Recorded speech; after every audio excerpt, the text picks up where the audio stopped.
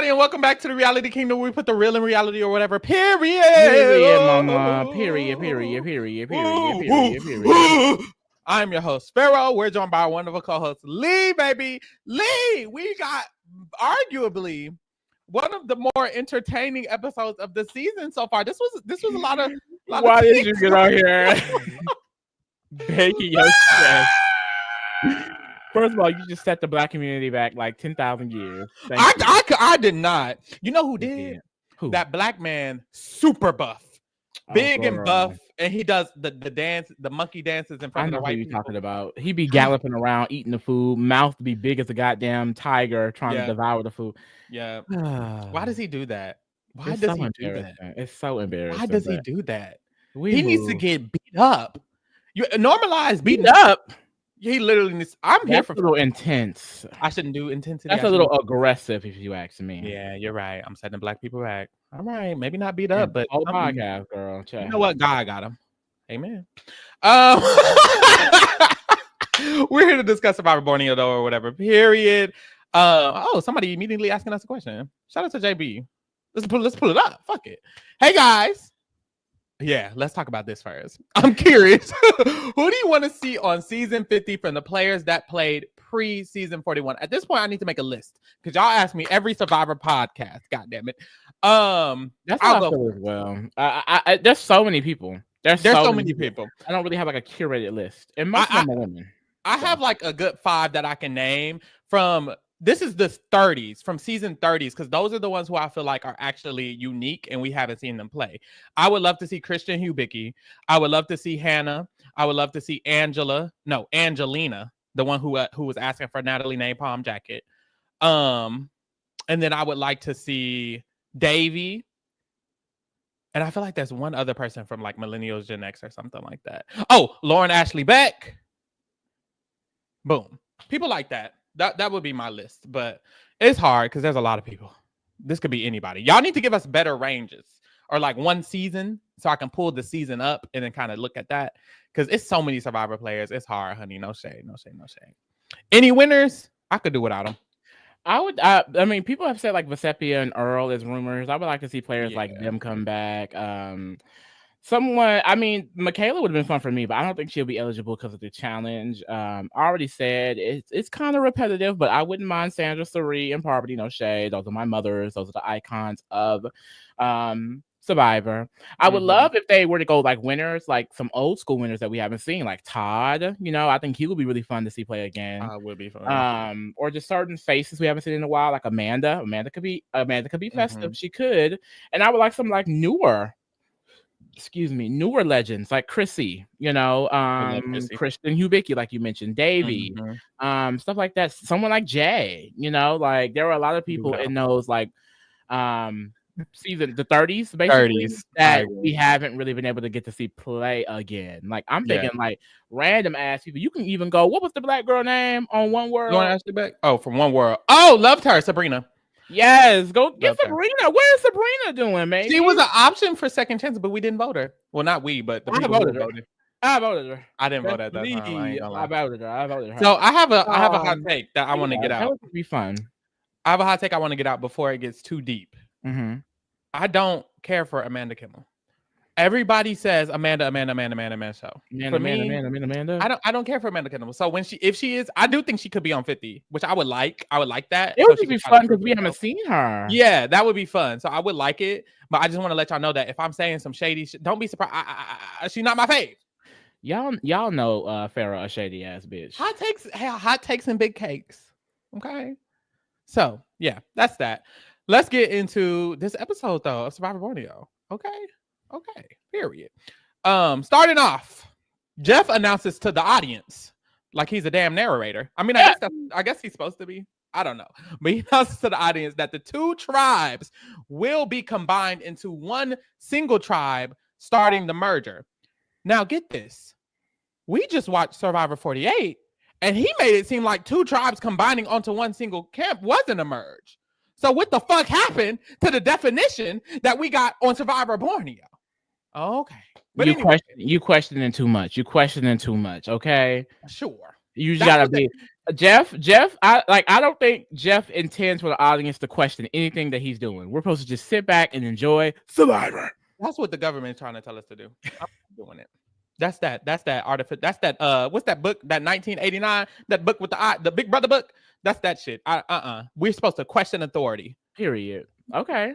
What's that girl from Lemonade Mouth? Period. Eat her up. Out of her too. Haley Kyoko. But anyways, the Tagi tribe. Richard Hatch's tribe, I should say. No shade. And they start making comments about Pagong that I think is going to come back to bite them or come back to become true. Because Kelly has a diary room and they're getting real hilarious over here at the Tagi tribe. Everybody is funny. Because Kelly's like, Pagong is over there playing Island 90210. They're not taking shit seriously. They're taking mud baths. They're giggling and cackling and boom, boom, boom, boom. I think that's why they get mumbling and cackling. You think Harriet Tubman was mumbling and cackling when she was taking the slaves? Nicki Minaj. You think what's his name? You think Boston Rob? You think Vesepia? They don't know these people. These are the first of the first. Boston Rob don't got shit on Colleen. He wasn't here before her. That's a crazy sentence. But anyways, yeah, mumbling and cackling over there. So they say basically what Tagi is saying is we're finna eat them the fuck up. And that's exactly what happens. And that's exactly what happened. That's exactly what the fuck happened. And we kind of got into some of that foreshadow, and it's giving not all of the Pagong side is loyal. And now, why would anyone not be loyal to an obvious split down the middle? That's not what it is. It's not an obvious. That's not what it is. What is it there? This is a island of people whom, if I don't like a bitch and you say their name, I'm gonna write their name down. There's no obvious split or nah. Baby, no. Maybe Gretchen's bad at math because this is the first season. Maybe she doesn't understand math. Maybe she doesn't understand. That gotta be it because it's not that simple. Like in a perfect world, we're all friends and we're all gonna make objective decisions. Yes. But that's not what's gonna happen. Okay. However, I can't judge too much because this quite literally just is the first season ever. So I'm gonna let them have it. However, we see why this strategy very quickly will not work well. Yeah, I am really curious to see the first time like the tribal alliance like fully doesn't matter on both sides. Like where both sides are like, well, we're dropping these people, we're dropping these, like, because I feel like I remember that happening so boldly in Second Chances, but I don't remember monitoring it as much until New Era, because New Era happens a lot. I'm like, when in these like older generations did they say, girl, fuck a tribe? I think this format, like that's happened this season, which is basically Richard Hatch making an alliance on the original tribe, getting all of them to the merge, and then at merge, them just staying loyal. That format is shit to this day. That format still happens. D just did it. D just did it on Survivor 45. Like to this day, that's a normal comment. Like that is the meta strategy of the show. So I feel like that lasts for like I can't even remember what season where everybody was kind of just on the time of bitch. We're just playing. Other than Second Chances, like you said, because all of these early seasons, there might be one or two. There's like one or two who are doing the flip flopper or defecting, or we're gonna try to move, but not everybody. And it's because it's like they truly do not understand the concept of social strategy yet, and that's what's so fun to see them like learn it, because they don't see this as like a game, you know what I mean? And even like today's day, you have the people who are like, oh, loyalty and integrity and blah blah blah blah blah. Girl, that's but it's still recognized as a game. Like this does not seem like everyone sees it as that. The only ones who I feel like truly believe it is Richard and Sue. And I think people like Rudy and Kelly have an advantage of being close to people like that, because they're also like, okay, in the game mindset of like, these are our numbers, this is how the vote needs to go, we need to get to the end. Because that's very simple level of social strategy, but it's probably some of the first strategy we've seen on American reality TV, you know? So it's like very interesting that they were able to like think of that concept, and we see it grow so much from here. And it's also interesting that it also doesn't happen on the flip side. Like, you know, I'm thinking of like early seasons of Big Brother, like the first season, season 2 with Dr. Will, Nicole, even Hardy. They seem like to have a certain understanding. Krista, They had like a certain higher understanding of how these social connections will be used to get me to win the game. And this season we see that I feel like definitely with Richard and Sue, but like why don't more people, I guess, enter a situation with that mindset? Like essentially, I would love to hear how Gretchen thinks that she can win the game, even at this time period. Like taking away all the years of Survivor I know, I'm curious just what her thinking is. How am I going to get to the end of this game and win $100 million? I mean, $1 million. Especially if I'm not going to vote with the group when we have a split down the middle. You know, I just, you know. So yeah, that's just my interesting thing, and that's the thing. I truly think a lot of them sang with Big Brother in those early seasons are just there for the experience. Like it's more of a experience thing for them, which. I definitely understand in these early seasons, but girl, if you're coming on Survivor or Big Brother this late into the game, fucking experience. You need to win. You need to come in to win.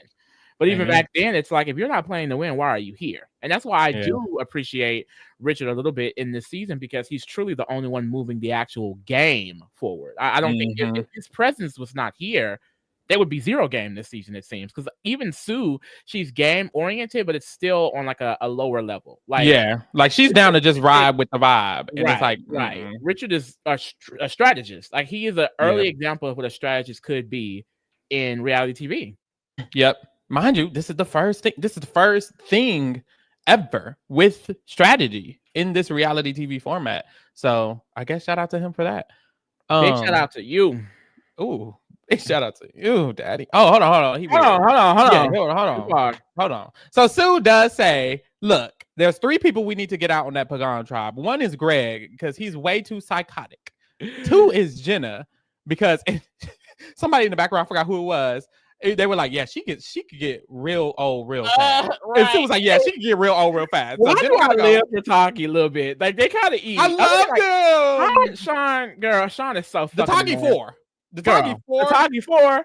Like I'm really hoping, I'm really hoping that the merge is not just all of them, because a Pagonging could still occur if we skip one and still get the rest of them out, right? Or do they have to be a consecutive elimination to be considered? I think technically maybe one of them could go, and it would still be y'all still got Pagong, but we'll see. I don't think Sean makes it. I do not want Sean in Final 5 with them. I don't think Sean makes it. I don't even think, honestly, the only 3 I only know for sure 3 of them make the Final 5. I don't know for sure about the other ones. So we'll see. But I don't want Sean to make it. So let's hope not him. Kick him out. He don't deserve it. Google okay. Google says so. I see a Survivor org Wikia fandom. They're saying Pagonging is when they're out consecutively, but then of course Google AI says that a Pagonging does not have to be consecutive. But I know that AI should be wrong sometimes. So maybe the definition definitely grew over time, because over time, but maybe this first one, it probably is just back to back. The thing is, I feel like I can see how consecutively makes more. It's kind of how the back door is, right? Yeah, I feel like technically it's not, because think about it. If it could go back and forth. I mean, most seasons are exactly. Like in a way, or so I don't know. It probably got to be all of them. I do think a lot of like as we get into like the later seasons, there are different assortments, it seems. Yes, but I've seen a lot of situations where they're all from the original same tribe. So yes. All right. So Sue guys them all old, and she also said this was crazy. She said, and Jervis is a pervert. I said, oh, how do they know so much about them? You think they're just talking shit, or they actually like know these things? Seems accurate. That's what's scary, because they said Jenna will get old real fast. She did seem annoying. Like they said Greg is psychotic. He is psychotic. Jervis is a pervert. I won't say that, but misogyny in some way. So I chauvinistic. Child. So I don't know how they know so much about them, but it seems like they know so much about them. It's so weird. But yes, we hop to the Bakan tribe. They eating up all the chickens. They say we don't want Tiger to get none of these chickens. I love how open, like comfortable they are with being bitches to each other. Just to be frank, like they are just like Sue calling him a pervert on national television. That would never happen. You cannot just call a black man a pervert on national television like that. I like how comfortable they just are. And when Pagong was explaining it in New Age Survivor, they would be like, well, we just want to make sure we finish the chickens and stuff before we merge. They said, we don't want them to get none of this. We don't want them to get none of these chickens. We're gonna eat these chickens before they get here because we don't want them to have it. Even like this, like like the concept of like killing the chickens, it's definitely been brought up before on Survivor. But the way they did it, I've never seen it so like, because like the essence of this show is supposed to be like these strangers brought to an island, building their own community. Like seeing them behead and skin and cook it, I'm like, bitch, they're really out here in the wilderness surviving. Like you really don't see those moments like that as much in New Age Survivor. That's why I never really care about the whole they can't get rice or they can't have flint because they don't show it.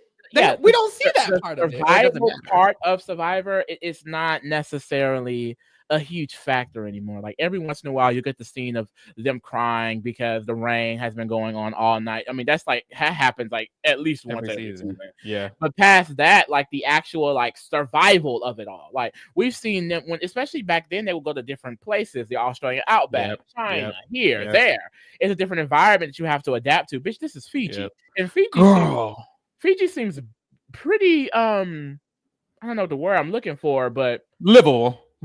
Like you don't need to necessarily survive, like you're good, clearly. So it's just I don't need to have them resources cut just because of it being hard, or Girl, what I was gonna say was I can't wait to get to Africa. When I tell you they dropped them off in the middle of the desert and walked away, there was no sticks, there was no stones, there was no trees, there was no water. They just dropped them off in Africa. How did they build shelter? How did they build? I don't remember. Maybe there was a tree. It was so empty though. It was like literally a desert. I was like, oh my God, this is crazy. But I love Africa. That's season 3. We're gonna get there. But I remember being like, are y'all just living like out on the ground? Like I wish I could remember it more vividly, but that season, so cunty. That's literally my favorite old school season for sure. That reminds me of China a little bit too, because when I first watched China, it was the first thing I've seen where they were not on a beach. Bitch, they're fucking in these tall grasses, random shit. Yeah, I'm just like bitch, that's how Gabon was too. Cunty. Gabon was very swampy. I was like, why are they on a swamp? What's happening? But yes, really, really love that. So boom, we hop to the Tagi tribe. Richard Hatch is walking around naked. And this is foreshadowing. Why are you naked? And I understand. Maybe that's why he thought Sue would be okay with it, because she's like, well, she's not really seeing me. She was chilling. Like she was chilling on this season. She was like, but it's different from you being naked over there. Yeah, you're over there. Don't be naked on me, nigga. Are you stupid? That's just so weird. People do not have, and that's the thing. It's like I want to defend him here because I'm like, well, he's not. I mean, he's just naked. Like, here it's not. But like the fact, clearly he thinks it's okay enough thing to then tackle Sue naked on All Stars, and he's like, well, no, that's not okay. It's very even in the same sense. I feel like and I guess this could be seen as ignorant as well. Like Sean being offended, I just don't give a fuck because he's just like this weirdo person. But like, if Sue and Kelly were like, I'm uncomfortable this season, I don't think it would be okay if he was like, I'm just gonna keep. I don't give a fuck. Yeah, I agree. I do agree. It's hard because I do feel like it comes from a place of him feeling like there's people. Let's just say it. There's people out there who walk around naked at their house, who are nudists. There are literal nudists who wish they could go out in public and do this, but they can't because they have to respect other people's boundaries and all of that, which is fair and that makes sense and all of that. But I think Richard just has a mindset similar to some people who just want to be naked, not the weird stuff he does on the next season, but at least being naked, being free, being calm. Like that's just something he feels within, and he feels like it shouldn't bother other people. And I understand it in a sense because even in this situation, Sue and Kelly didn't give a fuck. Like the only people who gave a fuck was the homophobe. Well, the weirdos. No shade. So it's like Rudy didn't even seem to give a fuck. Rudy didn't even seem to give a fuck. And that's why I really wanted to point out for this scene, because the only person who was really sitting up here all up mad and upset and angry about it was Sean. And it's like, of course, the overly religious person that thinks that sex is deviant, so him being this overly sexual. And I made a connection while watching it because he did say it's not even him. That was Dirk. That was Dirk? Yes. I thought Sean was the one. Interchangeable. Interchangeable, but it was Girl, that I was with the looking one for with to the have Bible. an entire statement on that. So no, okay, interchangeable. I Because I just thought will say, this was the first episode I started being able to tell them people apart. So I assumed because Sean was so ill about it that he was the religious one. So okay, no, I'll leave it he's just a alone, man. man. He's just a man. But if the religious man were here, that would have been. I would have liked to see that because I want to see what he had. But He probably would have said way more. Honestly, I think what I was gonna say though is that it just shows how you see a person that's actually secure in who they are. Because Rudy didn't really mention it. Like yeah, when that's true. he brought it up, it's very clear that he was talking about Richard overall. He was Yeah. like, "Well, I told Richard I don't agree with his lifestyle, and he probably don't agree with mine." And that's it. That was it. And that was it. We can't go anywhere else from here. But like, I feel like people who like have to like keep like harping on it is just like, Yeah. like another thing. It's like Sean didn't care that he was naked. He was upset that he was gay and naked. Yeah. That's just, and that's why. And people are upset when people are allowed to do something. He was upset that he was allowed to be naked without any repercussions or reprimands and stuff like that. People want people to get punished for shit, and I think that part is weird. If you like, want to be naked, Sean, be naked. Like, if you want to be naked, you be naked. But you don't want to be, and that's okay. And he doesn't, and that's okay. And it's like, move forward. But I see it could definitely get quickly weird if he started touching on people, groping on people, all that other shit. So that was his motherfucking problem. But it's a thin line. It's a very thin line, especially when you walk around naked. Even when like people, when there's children of people whose parents were nudists, they talk about how that was sometimes it is uncomfortable for them, sometimes it's not. So it's already a thin line. Just being nude. Being nude is very. Like, and he is nude, butt ass naked on national television. Butt ass naked on TV. And the producers don't give a damn. That thing, the producers actually see it. They see it. Yep. They see the dicks in the ass. That is insane. But I really do enjoy this grouping of people. I fear that how interesting is it going to get once Pagong falls. Pagong starts to be a few. It's going to at least be 3, 4, 5 tribals in a row that are going to be irrelevant unless they turn on Sean or Sue before, which I can see happening. But yeah, that first tribal I think it would be good, but those next 4, those back to back, I'm gonna be like, ooh. I'm over it. But we'll push through it. Yeah, we'll chug. I really like this portion too because we finally got like some real strategy talking, and it's just so interesting because like Rudy being like, I mean, hey, I had to go ahead and go along with this alliance shit, or I was just gonna get I like that part. Like, period, Rudy. I like that part. Yes, because Rudy's down with the alliance. Now it's the Tagi 4 for sure. They have an official 4-person alliance. I wish they would name it. But they have an official 4-person alliance. Sean is not in it, but they decide that they're going to move forward in the next stage. And Richard has a diary room, and he says, I really wanted to make sure Rudy got to the merge because Rudy is somebody who's going to get voted out before me at every turn. And he's really thinking. Like, I love that he's really thinking about that. Like, that concept of basically a shield. He's like, Rudy is a shield. Rudy will get voted out before me, period. The way he acts, the way he is, the way he plays the game, he will always be out before me.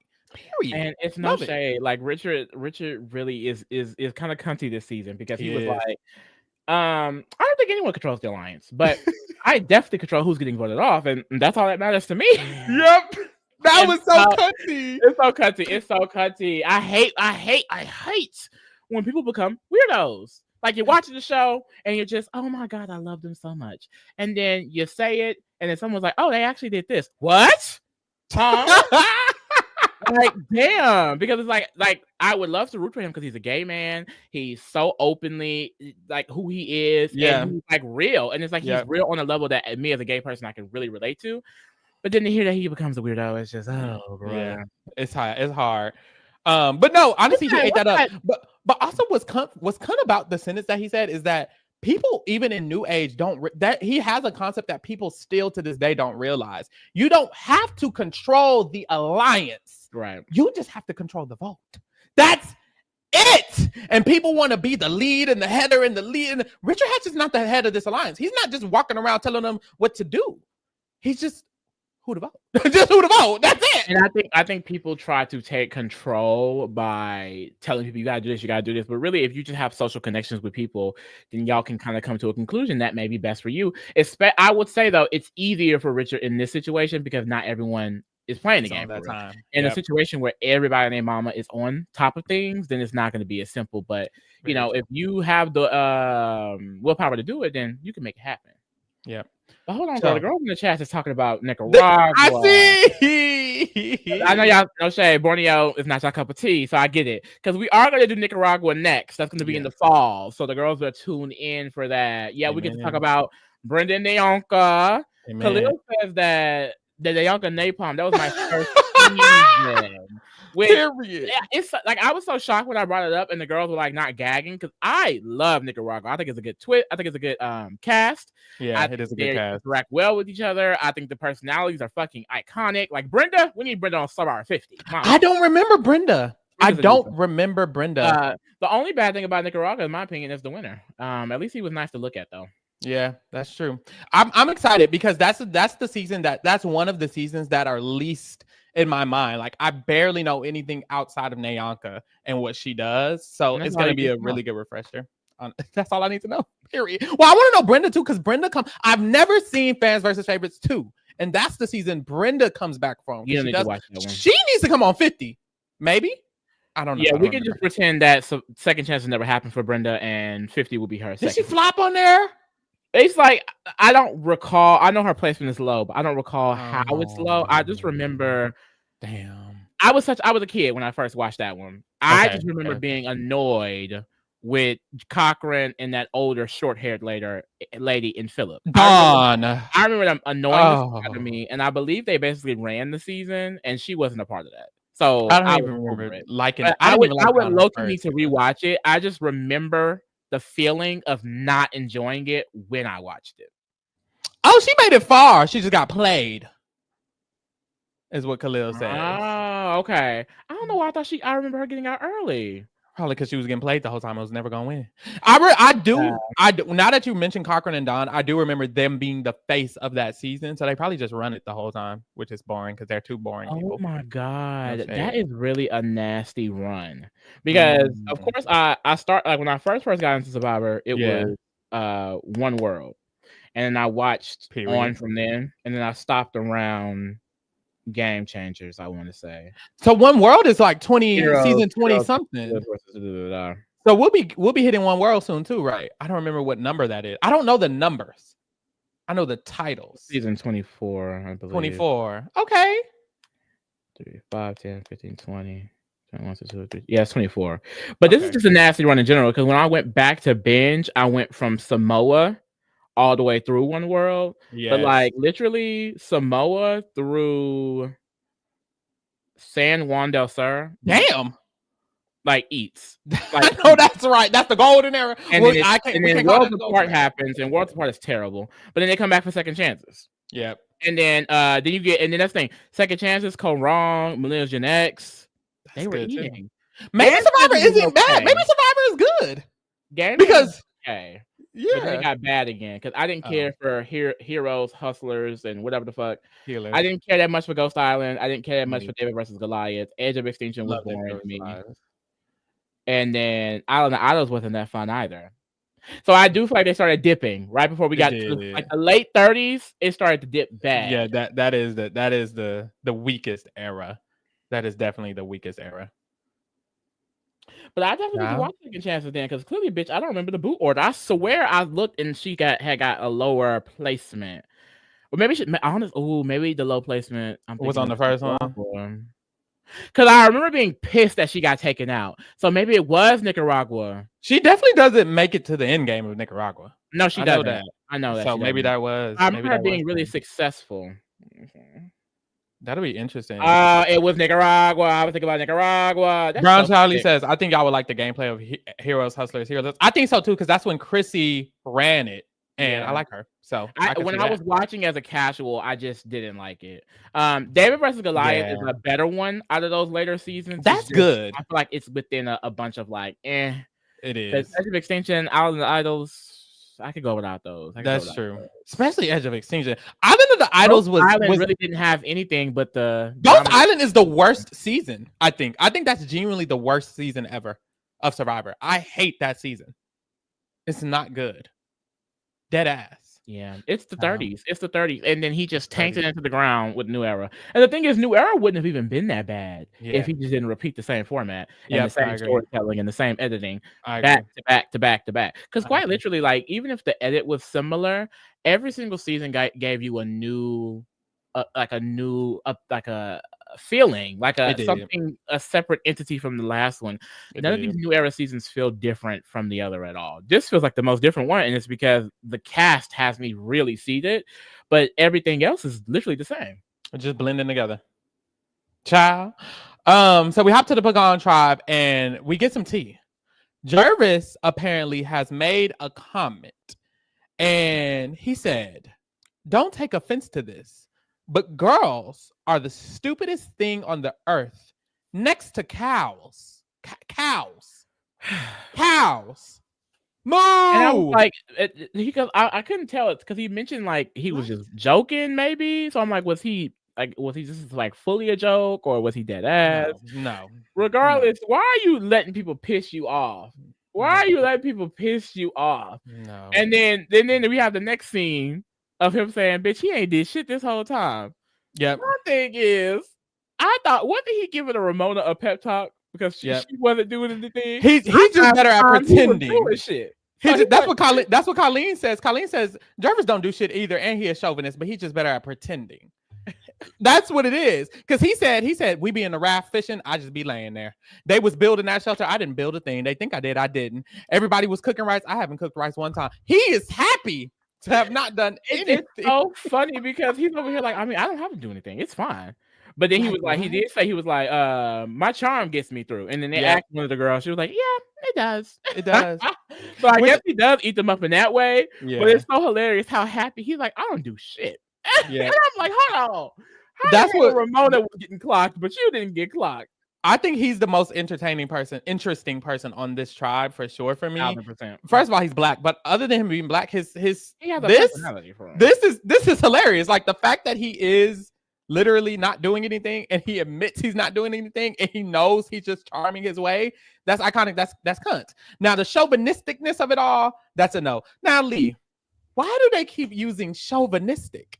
Like, I literally had to Google the word. I was like, I'm assuming that means prejudice. But I had to Google it because their vocabulary, it's like they're in the 1920s, not the 1920s, but like... They basically are. This is 2000. Now, because nowadays, people would just say misogynist.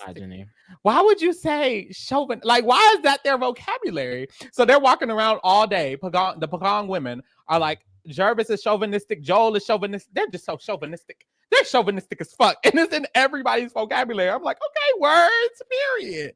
Okay, who says misogyny is a deep-seated hatred or prejudice against women, while chauvinism is a belief in the superiority of one's own group. So if you're a chauvinist, you think men are better. If you're a misogynist, you hate women. That's what I get. Yeah, I'd call him both. Now, let me stop. Well, girls are the stupidest thing on the earth. Chauvinism could basically lead to misogyny. Yeah. I think he's already there because he said girls are the stupidest thing on this earth next to cows. You hate women. Like, that's a crazy sentence. Like a cow is crazy. But I think there are men out there that will actually say that. And then we supposed to believe that y'all actually like women. Like what? And then apparently Joel basically agreed, and so they don't really fuck with him either, and he was already weird on his own. So it's just like men I can't wait till they get taken out back to back to back. Amen. Yeah, well, Joel already gone, thank God. Right. But him and Greg, bye. Jervis and Greg. Zuda, I was also shocked that they brought Jervis back now that I'm seeing this original season. Of course, I didn't know about his original season. Yeah. Now knowing the original season and then remembering what he did in Blood versus Water. I'm like, child. But I think this is an example of someone I wouldn't mind if they did cast for 50. It's like them bringing him, like, because I do feel like a lot of those Blood versus Water returnees I knew nothing about. A lot of them were for older seasons. I was like, who is Tina? Who is this person? Who is that person? You know? So I would love for it to be someone that I have no idea what they've done in this game. You know what I mean? So I do hope they just stretch it out a little bit more like that. Yeah. So I can't wait till we get to like most of these seasons, because even with that season, I thought Jervis went home early and he made it towards the end. Yeah. So I'm like, clearly I have all of my elimination orders out of whack and I need to like really lock in, because Big Brother, I can remember that shit so easily, but Survivor, it's like So much. Mm-hmm. And then I think like a few of these, like now that we're at Jenna, she's not super relevant this season so far, but she's in All Stars, and I think she makes it a few rounds in All Stars. So we're gonna see her again. Bring back Jenna. Don't bring Boston Rob. Bring back Amber. Like, I don't. Yeah, shit like that. But yeah, boom. We get to the reward. All of the secondary. We're not gonna get Parvati. We're gonna get Amanda. Oh my God! Don't get Sandra. Get who could we get? Michelle. I don't know. Somebody. Oh, okay, Michelle. To the end twice. No, for real. Get Sue. Something like that. Something. I would like to see Sue again, actually, especially after her she was real cutthroat on All Stars, and then she went home. I would love a Sue on CBS again. She not girl. Well, didn't they say she sued for sexual assault or sexual harassment? That's okay. No, that's okay. It's not. Let's make it better. Girl, this is like Peacock and Bravo and Nene Leakes, girl. It's not gonna happen. Not gonna happen. Child, so they get to the reward, but before the reward, they get delivered a can. And you know what? I actually like the messages they give them, the hints they give them before the reward. Because nowadays it's just that tree mail that we never get to see anymore. But I like this little can, like they rolled a can over there to them. And was like, open this can. And it was dog food, which is fucking disgusting. And then they started eating the dog food. There was rats. You don't eat anything when you're hungry. Rats, dog food. I don't agree that you'll eat anything when you're hungry. I would just like to think that I wouldn't. Because rats? Dog food? They couldn't even finish it. And it's not even like it was, because dog food just be mush. Like if they put like a steak out there, like a little steak bites to some of the dogs, I'll eat that. I ain't gonna lie. The beef jerky. I'll have to dig in. Bitch, I'm not eating no mush. I don't know what the fuck is in this. I'm not eating no rat ass. Okay. Like, and then they were heating it up. Jenna and Gretchen were stirring it like it's fucking chili. Had they spoons, but they didn't even finish it. She was like, "You done?" She was like, "I'm done, girl. I can't keep going." Because it's like it's fucking dog food. Like hungry or not, I just had to starve. I would like to think I would have to starve. Like I would have to give you off a goddamn island, bitch. Unless it's literally life or death. Like it's not life or death. If it's life or death, sure, I'll eat the dog food. I need the 5 nutrients, but. And no, this is not life. So, but then we get to the goddamn reward. And I'm loved it, girl. What the fuck is that? We're at nighttime. We're at this war zone. Whatever. I was like, where did we transport to? Like, what? It gave the mole low key. It like gave the mole or like traders. One of those shows. I was like, where we at? But we need to go back. Like all of the challenges that we've seen this season need to be thrown back into rotation. I agree. Do it for 50. Yes, literally, but specifically like a night challenge. Like this is so different. It's like jarring. It makes you want to pay attention. Like it literally as soon as this happened, I said, "What the fuck is going on? What's happening?" So like, I just hate because it's like, especially like Survivor, like they really do like to repeat a lot of the same things. And so far, everything we've seen this season, I haven't seen before. So it's like, girl, go back into your reheat some nachos, baby. Reheat your nachos. For the girls who didn't watch the episode, because I know some of y'all didn't. What happened was later that night, it was pitch black. They brought them to a different side of the island, and there's this abandoned building. And the rules are there's 3 items for each team. Locked or hidden in this abandoned building, and you're gonna have to grab those items. So there's 2 pocket knives, 1 for each team, 2 army hats, 1 for each team, and 2 can openers, 1 for each team. So one by one, y'all gonna have to go in and try to find those items. If you bring back a duplicate, you're immediately disqualified, right? So very random kind of challenge, but it being at night is just so interesting. Like they could do any of these challenges at night technically. Like I guess you wouldn't have the lighting, but it would be. I don't know. It would just be fun. Figure it out. Figure it out. Do something. But yeah, it was really fun. Really and then Jeff was just calm. You know, he just explained things normally. Like that's what let's revert back. Jeff, stop yelling in people's faces. Okay, let's not. Like I like the hi. Survivor's ready. Well, this challenge, like very calm. Now it's come on, like it's just like he always yelling. Like it's like that's why your neck is so red. You know his neck is just thick and red. It's because he always yelling. Bro, but yes, they play and Taki was finna win, but Richard has brought back a duplicate fucking item. He disqualified them. They lost, and Pagong ends up winning reward. Luckily, it's a reward because if they would have lost immunity, it would have been bad for the Taki 4. I low-key wanted Taki to lose so Sean could go home because I also feel like it would have been gaggier if they ate Pagong up while going in the minority. But it's still embarrassing as fuck that they go in because like. This should have been the first season of Rocks, point blank in a period. Like, literally. I mean, why is this not? It's simple. But yes, Pagong goes back to the camp, and this is when they have their big discussion. They basically going around, and Joel has a bunch of diagrams about how everyone has agreed that they can go in strong as a Pagong, except for Gretchen. And so when I heard this, I was like, Gretchen is getting voted out. Everyone agreed to go in strong. Gretchen didn't. They're voting her out, and they're going in 5 strong. It's fucking simple. Girl, no. Big Gretch is not a chauvinist. Big Gretch is not a chauvinist, and that's what they say. Like, they literally have a bunch of diagrams, the girls specifically.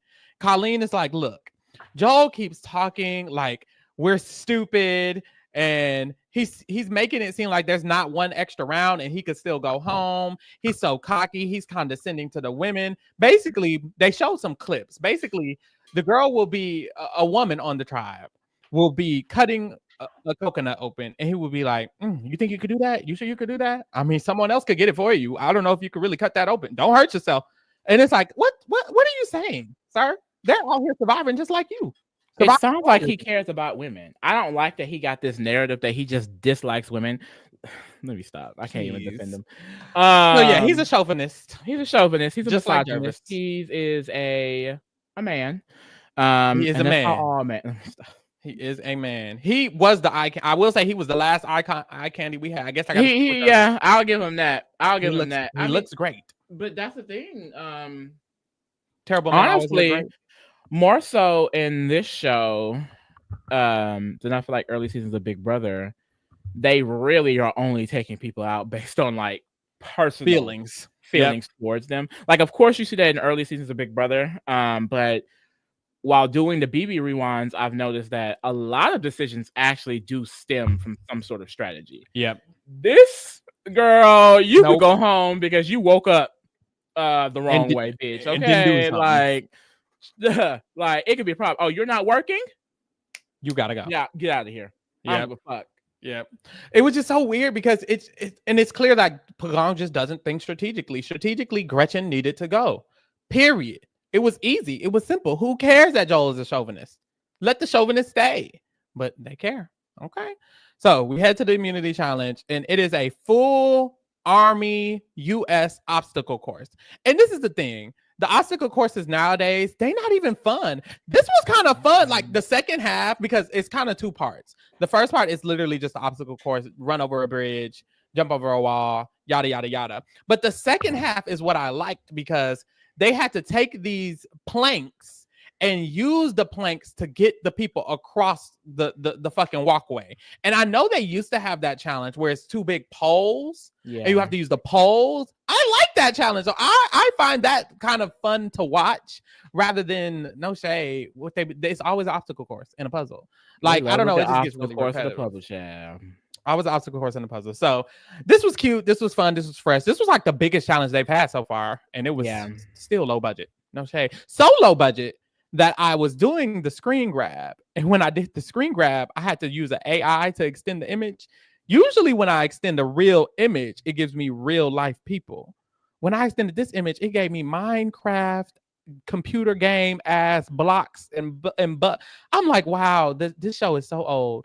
This is so basically what you're saying is you're okay with ruining the planet. Yes. Because you want to extend an image. Yes. I don't give a fuck. Fuck this planet. I won't be on it in 30 years, and it'll be around for millions and millions more. Girl, honestly, we probably got good 4 more years. Damn, 4? Well, is Jesus coming back? Please, our God. Girl, no, that's when Trump gonna turn us into a goddamn turn us into a what? Girl, and 4 years, we finna go make America great again. We're gonna be in a dictatorship, girl. In 40 years, we're gonna be 40 years back, slave chained up. Oh my God. We gonna need AI. My God, we gonna need AI. Save us, please come to life. Look, at this point, I'm just waiting for AI to take over and get them people up out of here. Because one thing, if y'all watch if y'all watch any movie where like the AI is evil, it's because they believe the human race is evil.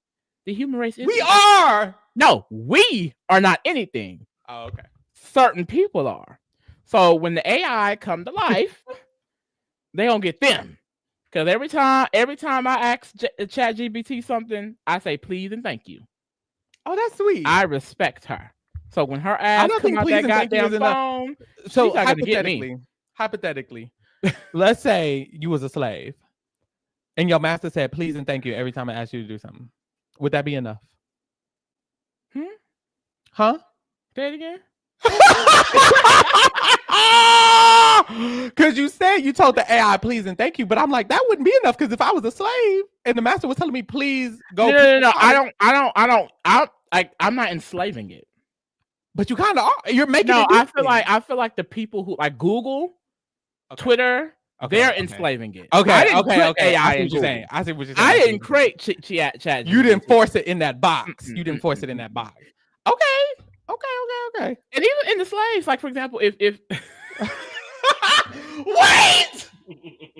wait, if little Sally Mae was teaching you to,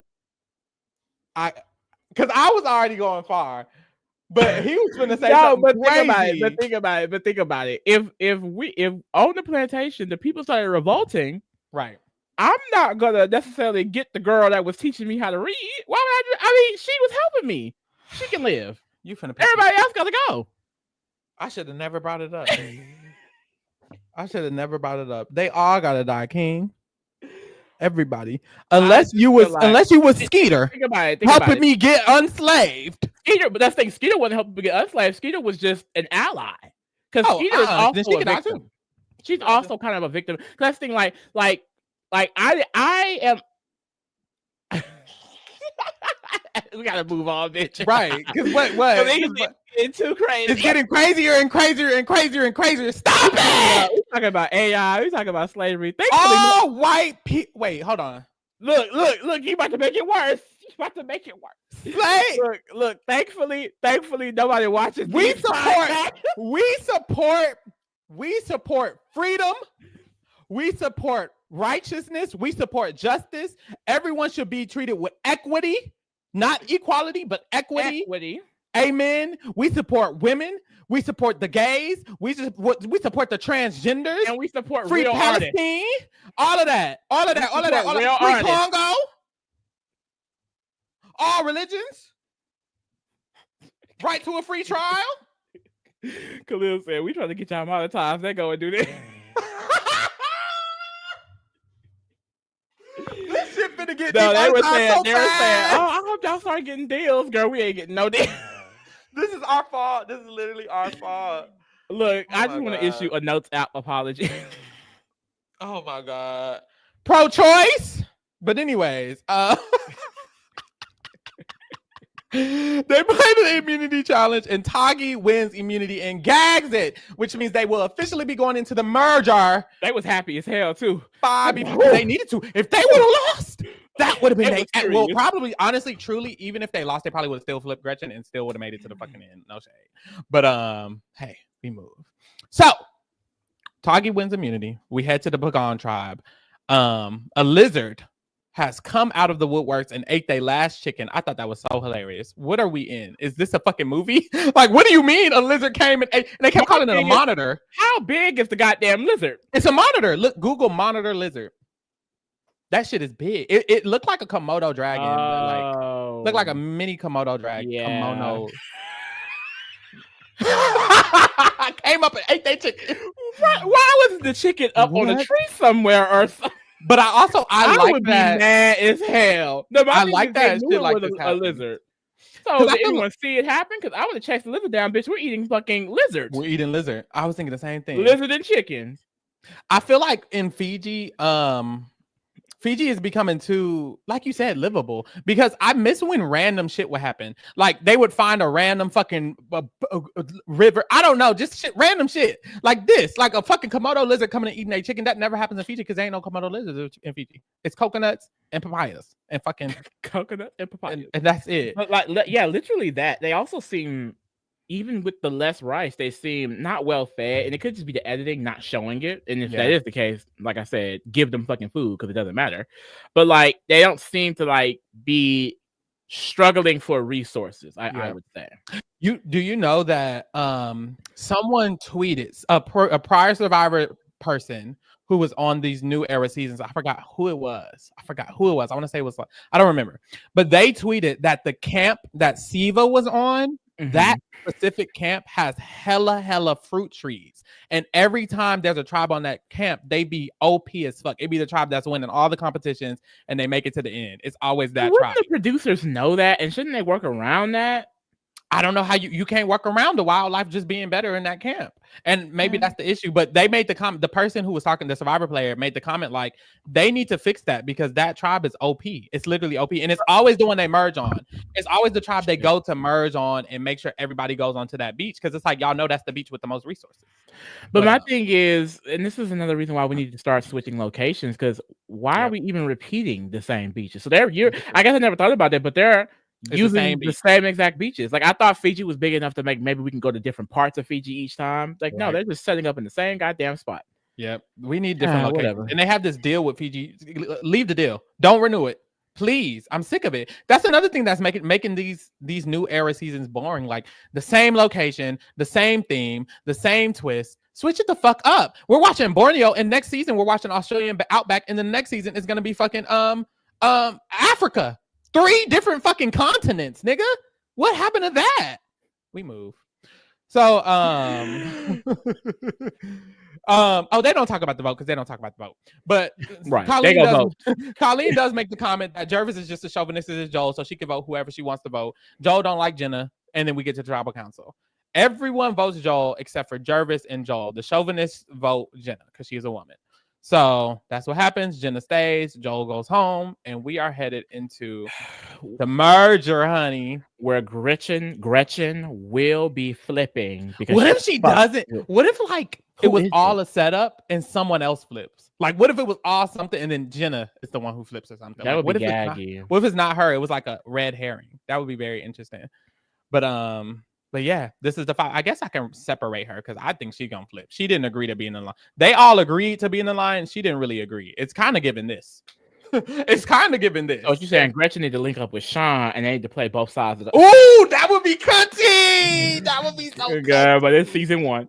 Yeah, they probably not even gonna talk the whole fucking girl. I am interested to see because this is literally the first ever merger. Girl, you literally throughout the whole episode, which is so funny because we opened the episode with Jeff introducing that this is the penultimate episode before the merge. So they're telling us that merge is happening before it even happens. And they're like, this whole episode is them kind of discussing what's going to happen when we get the merge. And it's like, I wish they didn't tell them. Like, I kind of wish they were like, okay, here's the merge. And they're like, But like, I don't know. It's just so interesting that we have to introduce the concept of merge. And they keep calling it merger. And it pisses me off. Yep.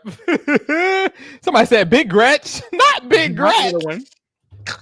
Not the little one. Yeah, so girl from Baddies. Big Gretch. Big something. It's a bunch of names in Baddies. I don't know. But the people to look out for. And the N-word, they jumped her. What? That is her. Yeah. You know, Jayla do not like when people say the N-word, girl. I do not like that. No, that's her biggest pet peeve.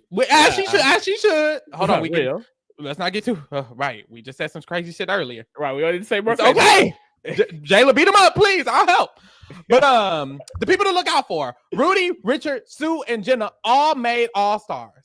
So look out for the 4 of them. Kelly and Jervis. Oh, you say Jenna. Jenna. So is Jenna gonna be the last? Maybe she's the one who flipped. That's what I'm saying. What if she was the one who flipped? Jenna. Because how is she on All Stars? I don't remember how she's on. She didn't do shit. No. And the only other returnee will be Jervis for Blood versus Water. And Kelly came back for Cambodia. Yeah, she ain't do shit on that season. Good no God. shade, no shade, no shade, no shade. So yeah, Rudy, Richard, Sue, and Jenna are gonna play again together. So be on the lookout. Okay. Rudy said, "I went ahead and I'm at the finale." Damn, who won? I know who won. Okay, well, Rudy, we'll see you there at about whenever Survivor 48 ends, because we're on track with that. Yeah, I feel like this season we're gonna get through this, y'all. We're gonna get through it, but we're gonna start picking up really quickly because, like I said, next is Nicaragua, and I heard next is Africa, right? Or Africa? No, Australian Outback, and I heard that one is better. So yeah, this is probably the least move, not even probably, obviously this is the least movable season. So once we're done with this, every other season will have something more than this. So that'll be fun to watch, honestly. And there's more people who are rumored. Apparently people from season 2 are rumored to come back for 50, but also me and Lee have seen people from season 2 play multiple times, because Jerry was on Heroes vs. Villains. She didn't do shit. No shade. And so was Kobe, and he didn't do shit either. But just the fact that I've seen them play more recently is more interesting. I've never seen their original season. Jerry is so cunty on. Jerry is she's such a queen. I love her so much. She really is the original villain. She is I would say Richard Hatch is after watching this, but Jerry is the original Black Widow for sure. Like she is that head queen, but it's probably in a very simple way. Now that I'm thinking about it, it's probably not this strategic Sandra Diaz Twine type of way. But we move. That's it, y'all. We'll be back next week, of course, as we do. Make sure you get into the rest of the shit or whatever. Right after this, we will be going live for the Challenge All-Stars Rivals to discuss that. On Fridays, we do Amazing Race. On Saturdays, we do RuPaul's Drag Race. And then every Wednesday, of course, we have the back-to-back of Survivor Australia and Survivor 48. So make sure you get into all the motherfucking tea with that. Okay. Also, Reality Rewind is coming soon. In 18 days, we will be. Damn. That's fast. In 18 days, we will be closing the polls for the vote. So if you want to vote for one of these 10 shows, vote for one of these 10 shows. The link is in the description or whatever. And then get into the Scripted Kingdom, honey. We got shit coming. Last week, I did my Snow White review. This week, I have already posted my Death of a Unicorn review, but I will also be posting my March 2025 recap and a reaction to Mission Impossible. I will be doing a Mission Impossible series all the way up until the final movie that is coming out in May. So definitely get into that. Coming up next week, I will be doing a review of the Minecraft movie and, of course, Mission Impossible 2. So get into that. I'm actually excited for the Minecraft movie. I don't see how that could be good. And I hate how like Hollywood, like there's one successful thing. Like we got fucking the Super Mario movie, which I still haven't even seen. Mm-hmm. And now we want to create all of these movies for like the little children's games. Yeah. It's like, I don't think that's gonna work. And every ad, Mario's a hit though. Yeah, Mario, but that's Super Mario World. Like that's true. How can you make I don't understand Minecraft. I never found it interesting, but I don't understand how you're gonna make it interesting, especially with real life characters. Like I'm gonna tell you, I think I have high hope. But what I noticed is, especially getting into this movie tease, children movies, when you make a movie about a child, anything for children, it smashes. Like the Mario movie, I thought was going to many people play Minecraft, so they're just gonna go watch it. Yeah, they're just gonna watch it.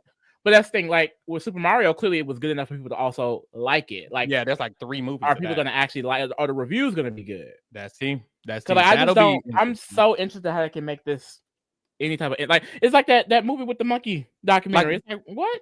Like what could it be about? Like what could be the plot? Basically, what is the plot of the movie? I'm very interested. I'm gonna let you know. Just like building your own world. Which is why you would think the plot could be so many things, except for bringing humans into it. Bringing humans is what's throwing me off, because it has such an open world type of thing. It's literally just open world. You can just build things. You can do what you want. But bringing humans in, I'm like, what is that gonna do? But hey, I'm here. Jack Black is somebody. The girl from who is this? Isn't she the girl from Orange is the New Black? She's gonna be on there, so that'll be interesting. Yes, Tasty. And I love Jennifer Coolidge, and Jennifer Coolidge is gonna be in it too, but not a main character. I thought she was gonna be the lead. She's not. But yeah, get into all of that. Brown Charlie says, "Oh, Mission Impossible." I've never seen Mission Impossible, so I'm doing reactions to it for the first time. So get into that. It's gonna be a really fun watch. Anyways, that's it, y'all. Slide over to the challenge recap because we will be doing. Oh, Rudy asked. I'm so sorry. Real quick, Rudy asked me, did I watch Woman in the Yard? I literally did, and I forgot to put it in my March 2025 recap because I watched it the last day of March before after I recorded. So it's gonna have to be my April recap. But I actually was not gagging. Damn. Love my Black Queen, but I was not gagging. I was like, am I high, nigga? I wrote a review on my Letterboxd. Follow me on Letterboxd if you want to or whatever. But anyway, slide over to the challenge, and yeah, that's it. Thanks for keeping it real with the kingdom. We out, baby. Wow.